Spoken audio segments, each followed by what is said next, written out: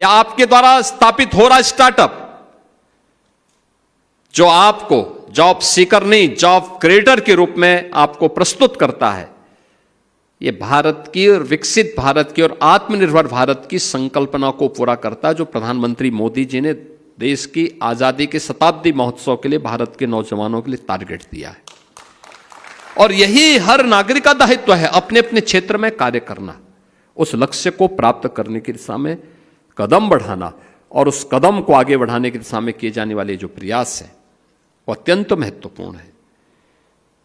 याद रखना, जीवन में हताशा और निराशा के लिए कोई अवसर नहीं, नए नए अवसर आए। आज तो हम यूपी के अंदर यूपी एग्रीज में भी काम कर रहे हैं, यानी एग्रीकल्चर के में टेक्नोलॉजी का उपयोग करते हुए कैसे किसान की आमदनी को और अच्छा आगे बढ़ाने के लिए काम किया, कैसे कर सकते हैं, उस दिशा में प्रयास।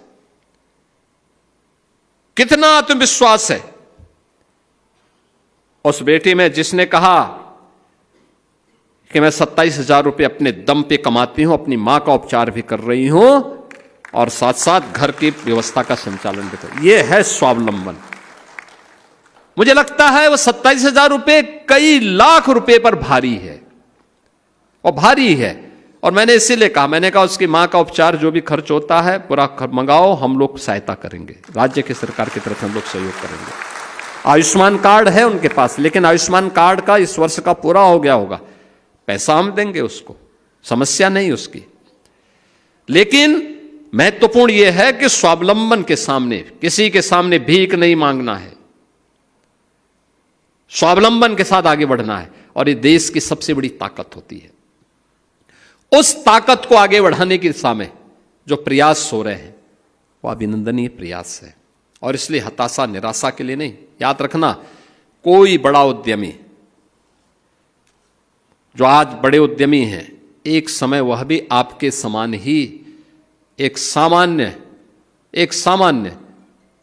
नौजवान के रूप में उन्होंने अपनी कार्यक्रम को, अपने जीवन को आगे बढ़ाया, धीरे धीरे करके मेहनत करते हुए, स्टार्टअप अपना प्रारंभ करते हुए,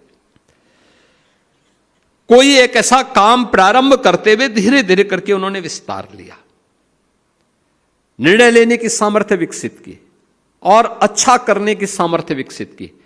आज वे बड़े उद्यमी के रूप में देश के सामने हैं, दुनिया के सामने हैं। आपके सामने भी ढेर सारे अवसर हैं, उन अवसरों का लाभ उठा करके हम